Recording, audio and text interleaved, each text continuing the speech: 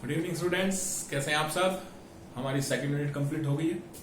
आज हम स्टार्ट कर रहे हैं unit third, force and motion.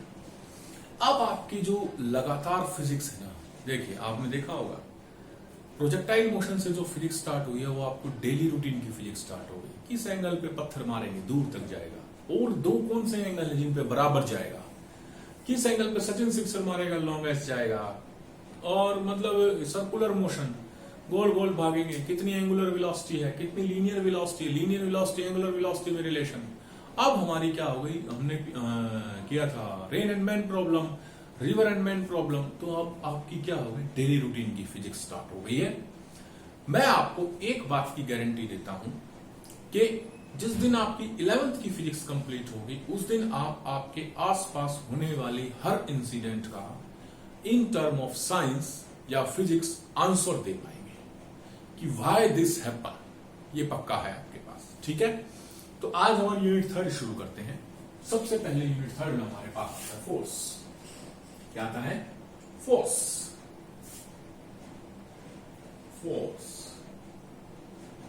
चलिए, फोर्स क्या होता है।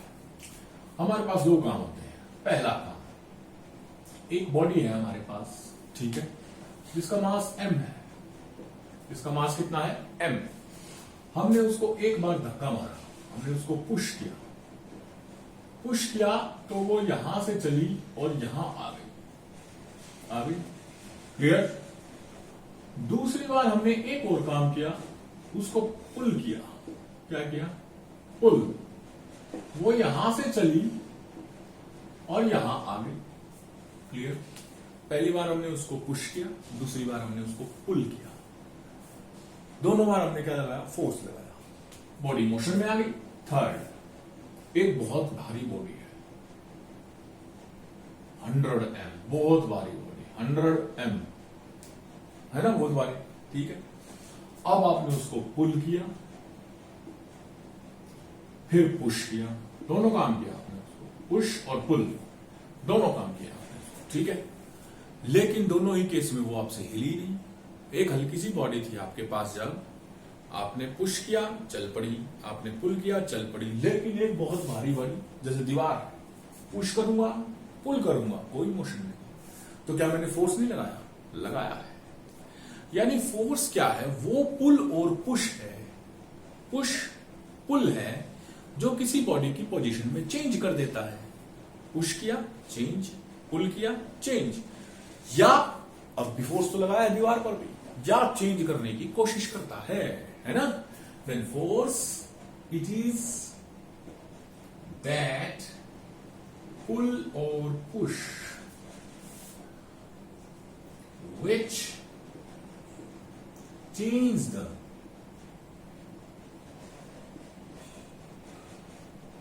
position of a body। एक बॉडी की पोजीशन को चेंज कर देगा और ट्राई टू चेंज इट। या तो वो बॉडी की पोजीशन को चेंज कर देगा या बॉडी की पोजीशन को चेंज करने की ट्राई करेगा। That is called force, denoted by F. बिल्कुल इजी चीज है आज अभी शुरुआत में। एफ एरो मार्क लगा दिया, यानी इट इज वेक्टर क्वांटिटी। क्या है ये? Vector quantity. क्लियर है? यूनिट ऑफ फोर्स पढ़ी है हमने फर्स्ट यूनिट में, इज न्यूटन। एसआई यूनिट है ना, एसआई। इसको हम क्या कहते हैं? किलोग्राम मीटर पर सेकंड भी तो कहते हैं। डाइन, DYNE, डाइन कौन सी यूनिट है? CGS। ठीक है, पढ़ाई हमने। 1 newton is equal to 10⁵ dyne. पढ़ा है? क्लियर? तो ये है हमारे पास फोर्स, दैट पुल और पुश विल चेंज और try to change the position of a body. Vector quantity है, यूनिट है न्यूटन, एसआई, और CGS यूनिट है हमारे पास क्या इसकी? Dyne. 1 newton is equal to 10⁵ dyne. ये हमारे पास सिंपल है इसका केस। अब इनर्शिया क्या? What is inertia? नेक्स्ट आता है हमारे पास इनर्शिया। अब अगर आपको कोई ये कहे what is the definition of 1 Newton, क्या करेंगे आप बताइए? चलिए थोड़ा और एक्सप्लेन कर दें। Also force is given by mass into acceleration.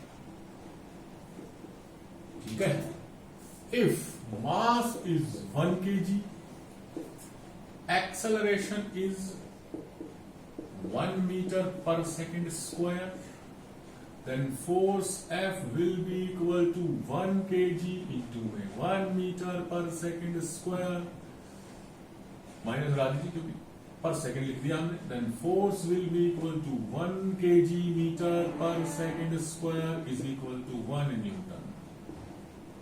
Clear है? यानी 1 न्यूटन वो फोर्स है जो 1 kg की बॉडी में 1 मीटर पर सेकेंड स्क्वायर एक्सेलरेशन प्रोड्यूस कर दे। 1 newton is the force which bring a unit acceleration in a body of unit mass. ठीक है, यूनिट एक्सेलरेशन प्रोड्यूस कर दे कैसी बॉडी में? यूनिट मास की बॉडी में। वो फोर्स हमारा क्या कहलाएगा? 1 न्यूटन कहलाएगा। चलिए आगे चले। अब हम पढ़ते हैं इनर्शिया। क्या पढ़ते हैं? Inertia. INEREA। What is inertia? क्या है हमारे पास? चलिए देखते हैं। It is the property of a body. It is the property of a body by virtue of which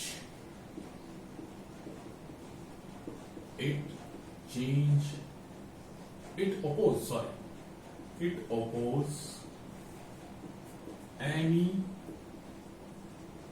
change in its motion and direction of motion।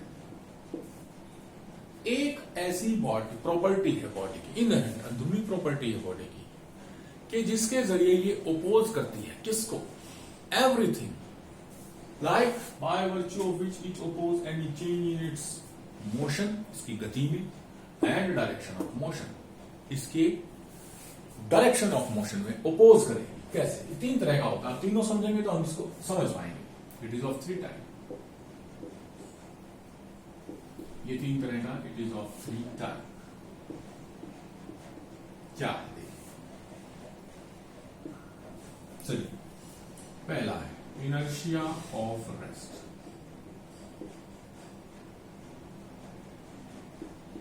समझिए, if a body is in rest, it want to be in rest, it want to be in rest until some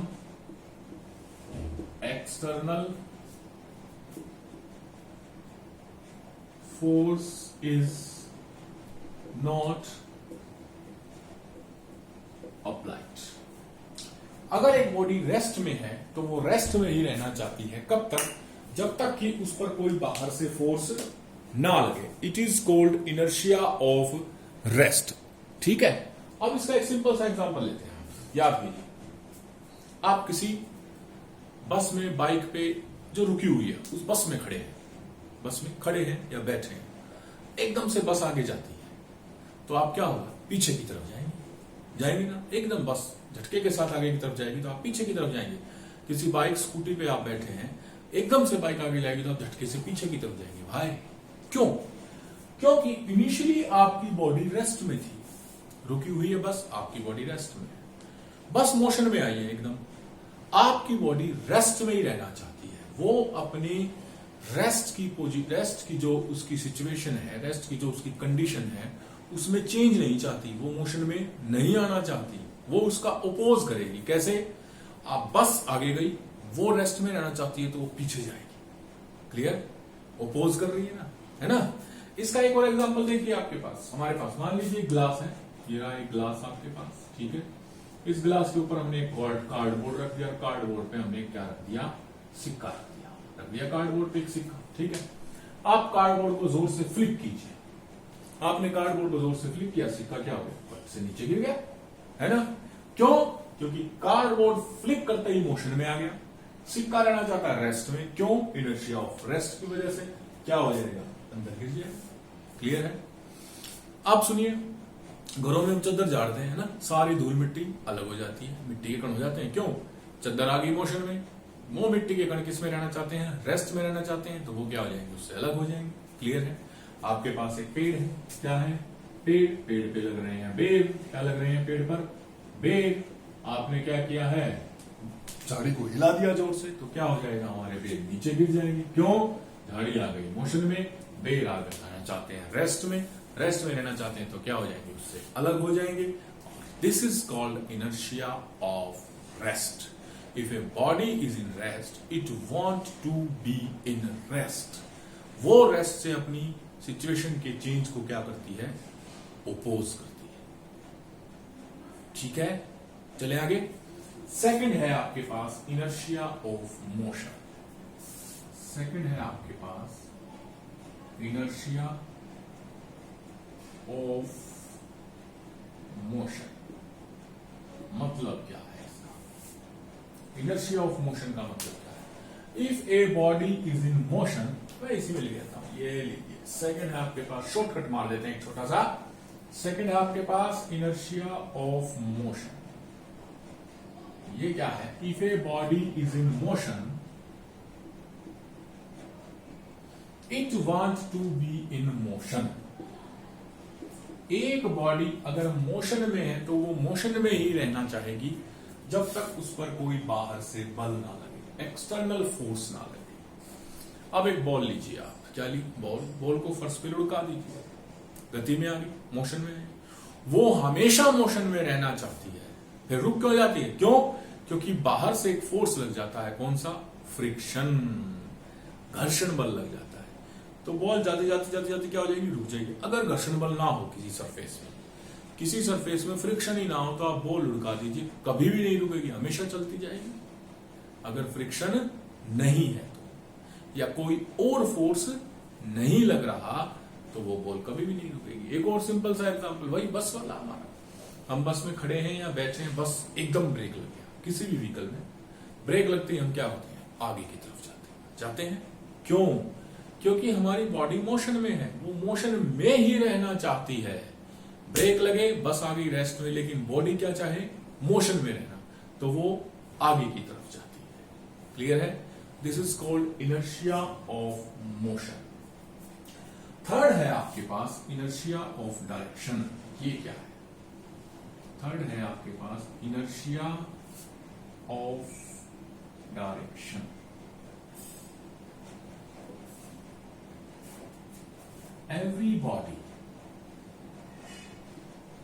oppose any change.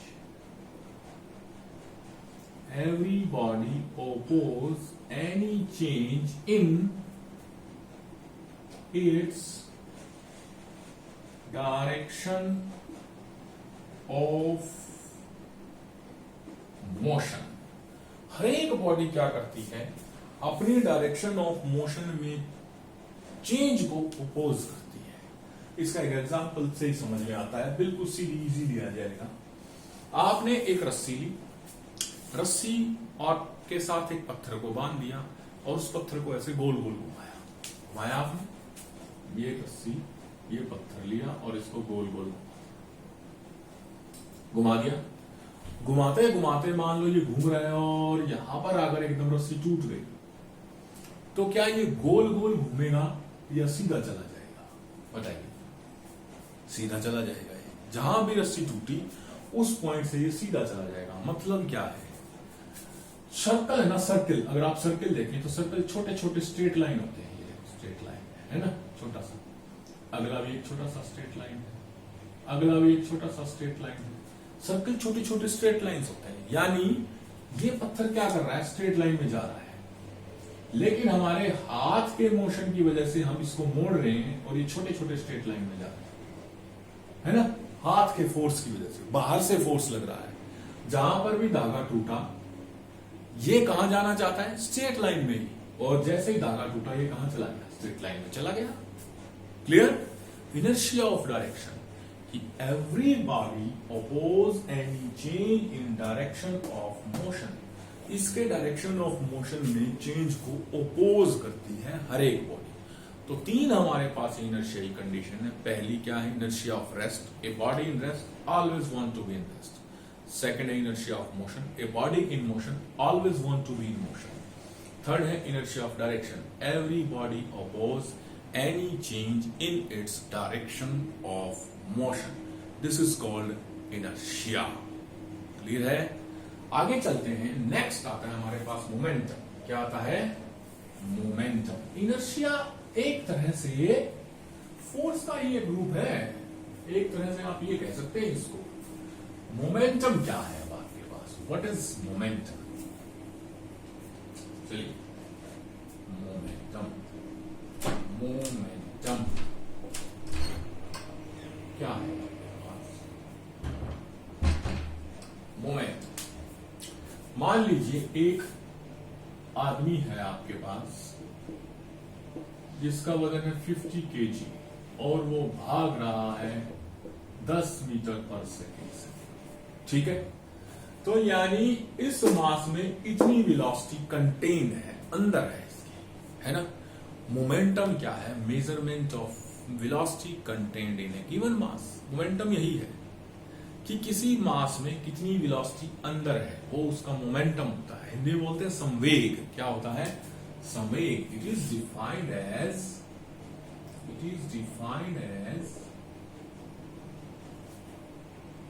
Momentum,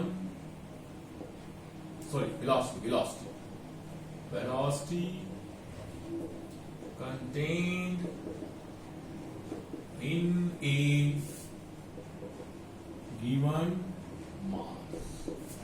It is denoted by P. Momentum को P से denote करते हैं। ऊपर मैंने arrow mark लगाया। It means it is vector quantity. It is vector quantity having direction. Vector quantity जो direction भी होगी, having direction same as velocity. इसकी डायरेक्शन सेम वही है जो वेलोसिटी, यानी इस बॉडी का मोमेंटम अगर वेलोसिटी इस तरफ है तो मोमेंटम की डायरेक्शन भी इस तरफ होगी। Momentum P is equal to product of mass and velocity. इसका प्रोडक्ट है मास और वेलोसिटी का। E is equal to m into v। Clear है? यूनिट क्या हो गई इसकी? मास की किलोग्राम, वेलोसिटी की मीटर पर सेकंड। यूनिट हो गई मोमेंटम की किलोग्राम मीटर पर सेकंड। अब मोमेंटम बड़ी काम की चीज है, ये बहुत काम आएगी हमारे पास। ध्यान से देखिए कैसे। अब किसी बॉडी का आपको मोमेंटम चेंज करना है। क्या करना है? चेंज। चलिए एग्जांपल देखता हूं मैं आपका। ये लीजिए, आपके पास एक बॉल है जिसका मास m है और वेलोसिटी क्या है? 0। मास कितना है? m। वेलोसिटी क्या है? 0। तो मोमेंटम P1 बोल दीजिए। कितना हो जाएगा? m गुणा में v, m गुणा में 0 हो गया। क्लियर? अब आपने पीछे से इस पर बल लगा दिया, फोर्स, हंगा, धक्का दे दिया बॉल को, थोड़ा सा फोर्स लगा दिया। फोर्स लगाने से बॉडी का मास हो रहा m ही और वेलोसिटी मान लीजिए हो गई v। कितनी हो गई वेलोसिटी? v हो गई। अब क्या हो गया? After applying force,